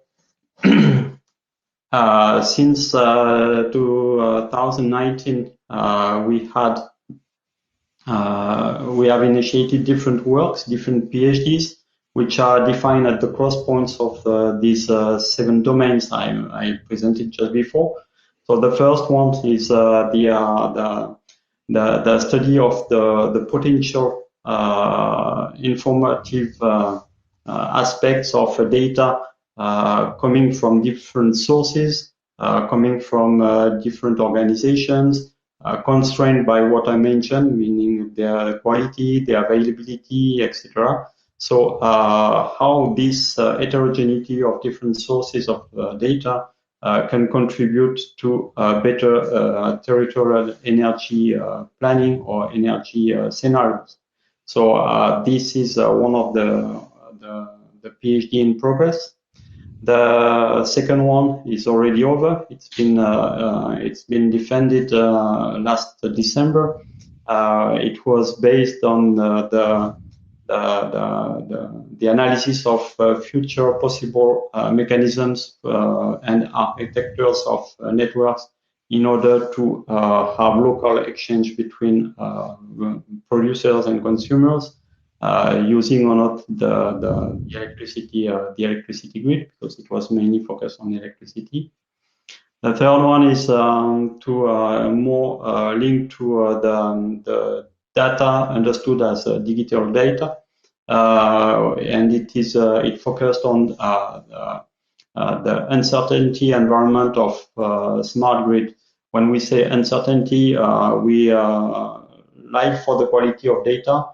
We have a massive deployment of IoTs for monitoring, but also for controlling some actuators.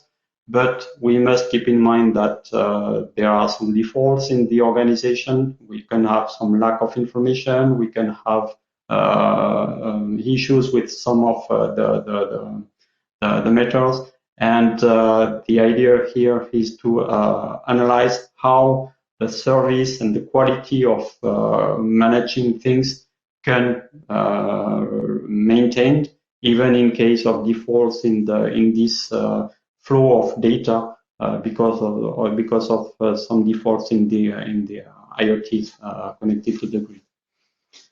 We have, because of the modeling and optimization issue I mentioned, which need further investigation because of the coupling between the networks. We need to find new way of optimize things with multiple objectives, contradictory and competitive objectives. Depending on the technologies, but also depending on the stakeholders involved in the combination of the system. Bruno, can I ask you to hurry a little bit because we are running behind? Yes, I'm almost done. The 2 last one is based on the sensitivity, or again, of the data used in the decision-making processes, combining the different tools I mentioned just before, and to see how it can affect the decisions and the scenario for this energy planning. So I will not go through the 3 last slides. I think the presentation will be available It's just an illustration of the different works in progress, 3 of them, in fact. So I can skip them, and I will remain available for any further explanation if needed. In particular, because everything is available on the website, and that's will be my last point. The work is a continuous work, and the program regularly begins new PhD and projects, meaning that the new ideas are welcome, as well as the new partners in case of interest of that. And being in our second year of the program, we have enough results now to start the process of dissemination. So that's why I encourage you to visit the website, where you will find all the contacts, all the details of the ongoing works, and the results already published. And depending on the situation, we plan to organize a workshop or a webinar. Will depend in the month of next October. So do not hesitate here again to contact us in case of possible interest of participating on this event. Thank you. Thank you very much, and remain available for any question if there are. Thank you. 2 comments from my side. Maybe if you can remind us the website of the Valadoe project on the chat for everybody. And also for your workshop webinar, maybe if you can keep us informed so that we can relay the communication to all, that would be great. I don't think we have questions in the chat yet. So somebody is writing. Yeah, that's you with your website. Thank you. So. Thank you. Thanks a lot, Bruno. And I will now give the floor to Lionel Scromin from IRT Systemics for another presentation about augmented engineering and AI. Lionel is with us together with one of his colleagues and 2 colleagues, so a great team of 3. All right. I give you the floor, and thank you for your presentation. Thank you for being with us and for being patient until this time of the webinar. No problem. Thank you, Ingrid. So as they say, last but not least, this last session hopefully will boost you through the B2B and lunchtime later down the road. My name is Lionel Scromin. I'm the head of European Affairs on the behalf of Systemics Technological Research Institute. And today with 2 of my colleagues, we'll walk you through the augmented engineering with AI, specifically tackling 2 electrical grid use cases. So before jumping to the topic, I will hand it over to my colleague to allow themselves to present themselves. So over to you, Kaina, first. Good morning, everyone. I am Kaina Moukhan. I am a research engineer in the field of human-machine interaction, integration, and all the new thematics and human factors. I am also a system architect at the IRT Systemics. Thank you, Kaina. Over to you, Milad.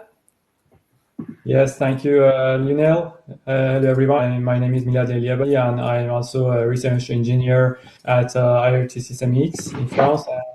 I'm working in the project HSA in order to hybridize the simulation-based models with machine learning approaches. Thank you. So, in a nutshell, what we'll be discussing today, a brief presentation of Systemics, the introduction to what we call artificial intelligence and augmented engineering through a program which nickname is IA Square, and 2 example of use cases, and we'll conclude with some outlook.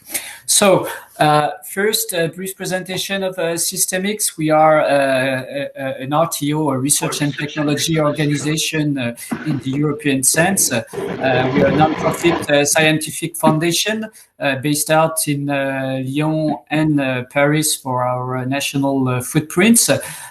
Basically, we are a research and technology operator, meaning that we gather both industrial partners and academics to conclude some collaborative projects. We use some of our expertise lying into 8 different domains that you can find on the right bottom corner. So starting from data science up to some more technological stuff such as cybersecurity and future telecom networks. And we apply those expertise onto different domains. And usually we try to to bridge different domains in one project. We are very much focused into inter-domain application. So with main application sectors such as mobility, defense, and Industry 4.0, and sustainable development. Also, what is worth mentioning is that when we do make project, we try first to address use cases. We are not on the fundamental research of the activities, nor that we are economically driven by some ready-to-go plug-and-play application. We are right in the middle of the maturity level, and for that matter, it is important for us to tackle use cases, and upon those use cases, try to find out some solution collaboratively to answer the problem. So, as an example of what we are doing, this is the introduction of the program IA Square, in which we try to gather and make collaborative approaches between 3 separate traditional approaches, which are the first one, the physical-based models. And basically, here you can find all the scientists and engineers that work on trying to model some physical experimentation or physical activities. And in terms of science, we'll find a lot of differential equation systems, parameters, and try to address some variable of interest. The other domain is what we call the knowledge-based domain. Basically, all the experts that knows how to rule or find the good value for, let's say, potentiometers. They've been here for 10 or 20 years and trying to supervise one system, and they are able to say by rules or by experience how it can work best. And the last but not least, the learning models through data. Those kind of approach, they usually don't try to understand what's inside the box. They rather tend to use inputs and outputs and try to see how the system will evolve based on just the understanding of those data. And usually those 3 approaches don't typically collaborate well. And this is the main topic and the main subject of this program, is try to find out the good combination of those 3 tools. And each tool has its own interest, but we think that it's better having a good toolbox in which you can find the good combination of those tools. Namely, this program is called Augmented Engineering, where we try to bridge together those 3 approaches. It's a 5-year program that has been launched in 2020. It will include 6 projects. 3 of them are already on the go, and we will present 2 of them today. There is a scientific coordination with our colleagues of INRIA, which is a national French academic institute. And into this project, there are 2 grid use cases. One originated from the project HSA, which is about simulation and hybrid modeling. And the other one is about project CAB, which is the cockpit and bidirectional assistant. There is a hyperlink here, and the program is well described. So now let's jump to the presentation of the first use case. Over to you, Milad. Yes, thank you, Lina. So as Lina said, so this project concerning the combining of the simulation-based models with machine learning approaches in a hybrid platform, and it's a project issued from the IA Squared program. So the project started from the April 2020 and for a duration of 4 years. And the involved industrial partners in this project are the transport, the electricity transport enterprise, RTE, Air Liquide, the transportation network, SNCF, Michelin, EDF, and Airbus. And some other academic partners that are involved concerning the PhD thesis in the project, which are Sorbonne University, INRIA, and CNRS. So the objective here is to improve the quality of the simulation-based models and also to reduce the cost. But these two notions are antagonistic because there is a trade-off between them. If we want to improve the quality, we are going to penalize some cost and we are increasing some cost of the model. So in order to confront these objectives, our approach is to design a new machine learning approach which helps to hybridize the classical physical simulation with some machine learning approaches. So some examples of and some use cases that are issued from this approach can be to reduce the simulation cost through some deep learning based surrogate models or some augmented model reduction approaches that I'm going to describe a little bit more in following slides. And also another example is to improve the simulation-based decision making in real time, because it's very costly and some machine learning approaches help to reduce this cost. And another use case can be to design some multi-fidelity hybrid systems based on heterogeneous data. So here we have to combine some low fidelity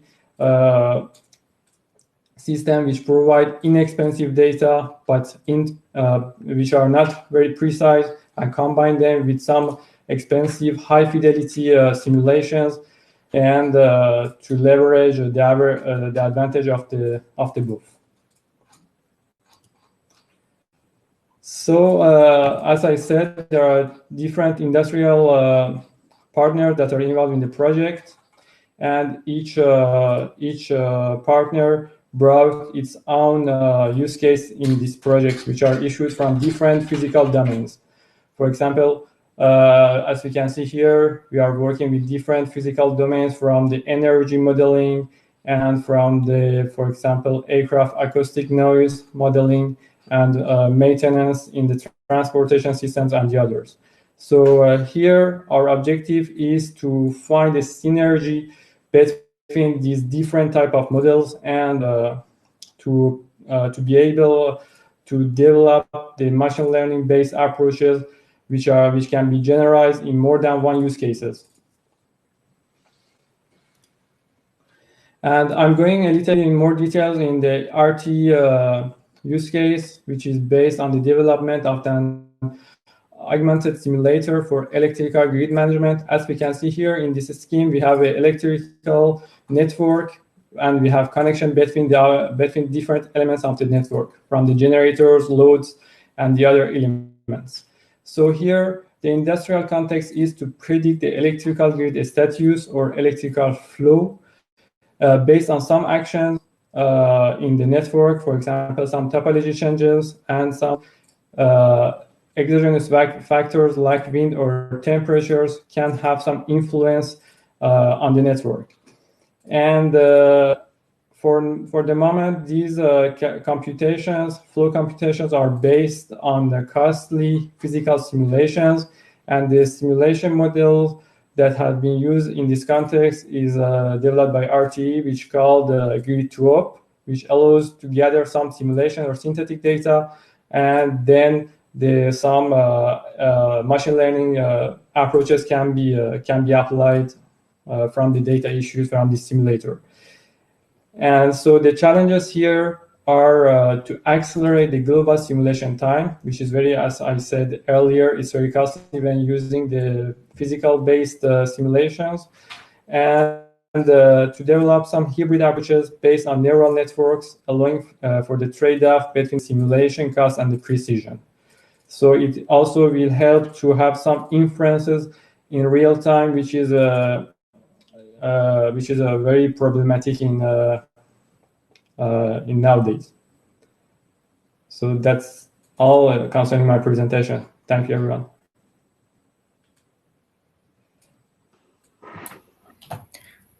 Over to you, Karina. Thank you. Yes, thank you, Milad, for the second project to address the smart electric grid problems.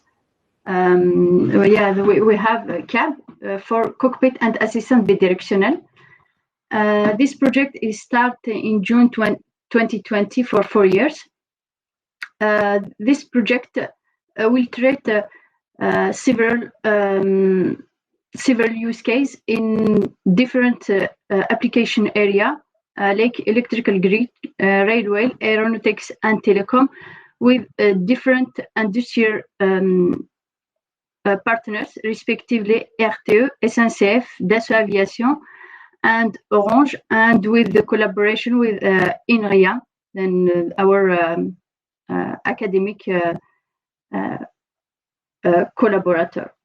Then the aim principle of this objective is to merge the research work between artificial intelligence. In artificial intelligence, we're interested in this project on machine learning, knowledge representation, and expert systems. And in the domain of human-machine interaction, we're interested on human factors, on human-machine interfaces. Then our objective in this project is to improve human-machine teaming through a virtual assistant based on potential of artificial intelligence by considering human factors. And by human factors, we talk about, for example, his activities, his workload, and other factors. This in using the potential of artificial intelligence by, for example, extracting professional senses from a rich and reliable corpus of data. Why? To decision support, situational identification, construction of optimal procedure solution, and the principal also objective is to communicate the relevant information at the right time.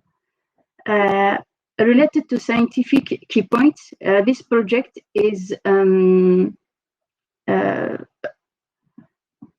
we're interested in this project to decision support in the case of complex situation, and not only with real-time optimization by integrating the context for situation explanation with symbolic digital hybridation in order to generate new situation that an operator didn't see before, for example. And in this project, we're interested also in the problematic of co-evolution. Then the objective is to propose one assistant that evolve or with knowledge that progress in the time with its collaboration and cooperation with the human, and also the expertise of the human progress also in the time. For example, it can progress from novice at the beginning of his work to expert over the time. All this by the co-adaptivity. We also need to have one assistant, one adaptive assistant to an operator or the user. In our case, it's not the user, but the operator who will collaborate and cooperate with this machine or this assistant system. Yeah, related to electrical grid use case, we address the problem of one operator today that is like you see in this figure, behind several screens with a massive amount of information, and he must manage several types of activities, and he needs to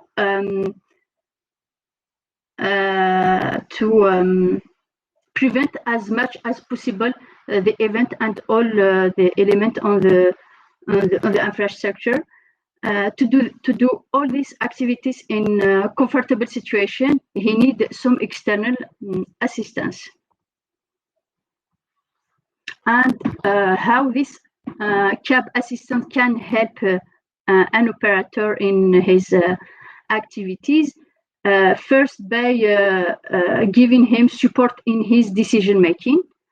For example, by recommend some tasks, some solutions, by organize his tasks, by doing some task in the place of the operator with the collaboration and cooperation to achieve the same objective. Communicate and display pertinent information using a context data. By context data, we talk about the operator profile. For example, his stress, his cognitive workload, the system state, and the exterior environment. And this assistant can't collaborate and cooperate with the operator to solve the problems. Like I said in the first slide, donc we need a co-evolutive system, and then we will propose some system who learn from the operator, and the operator learn from this system in real time. And the last help can be to anticipate some activities or problems in the place of the operator. Yeah. So thank you, Karina. I will take it from there with a conclusive outlook. So the main topics that we've been discussing today is about hybrid AI, and we tend to provide like an incremental step forward in novel learning, combining both data and physical models and knowledge. And as you've seen, it can have many applications to electrical grid, but to any energy grid, I would say, and on the top of it, many other domain of application that would involve physical modeling. What we are looking forward also is beyond this novel learning, is try to provide some explainability and more generally trustworthiness with AI. This is not tackled in this program IA Square. It is tackled within another program that we call Confiance.ai. And in this one, we try to answer the question how to design, deploy, maintain, and certify AI-based critical systems. And for that matter, we will be developing in the next coming years a trust environment to support what we call in engineering the V cycle of development, starting from specification and running through all the stages from conception, development, up to maintenance and operational maintenance. And this is very critical when you have to address like a corpus of data that you have to maintain over time for the learning. Now, we also try to work on the European scale, and I believe we have many European connected today, and we have expression of interest for the new coming Horizon Europe program. There are several clusters that tackle the topics that we've been discussing. Some are really more into the science and the technology with an AI-centric approach, and that would be the Cluster 4 destination Destination 6, and some are more domain-oriented and energy sector-oriented, and that would lie into this Cluster 6 Destination 3. Should you be interested in those topics, I would be very glad to discuss some opportunities with you. So that's it for today. Thank you for your attention, and I will hand it over back to Ingrid or Quentin if they are online. Thank you, Lionel. Yes, we are indeed online, of course. Thanks a lot for this comprehensive presentation and for this call for cooperation, because it's really the goal of the Smart Energy project to help our European friends meet with our ecosystem and pursue further collaborations. So please take this opportunity to build cooperation in the future. And I will now, I think there may be some question I'm checking. There was one actually that I tried to answer live within the post, but I'd be glad to me or Milad or Kaina provide some more insights. Okay, if there is more question, we will check. I will go ahead and just introduce to you the program for next week, which will be our last webinar series of this six-pack series. Next week will be specifically meant to meet with smart grid innovators, and more specifically with regional SMEs. So we have this list is not even final since we printed this slide. We have now 12 regional SMEs that have been selected to pitch for you. 6 of them are from the energy field and 6 of them from the digital sector, and all of course have to deal with smart grids. So please join us next week for this exciting session meeting with all those great SMEs. And of course, as always, we have a matchmaking time at the end of the session. To be honest, I see that very few of the participants of the webinars do connect to the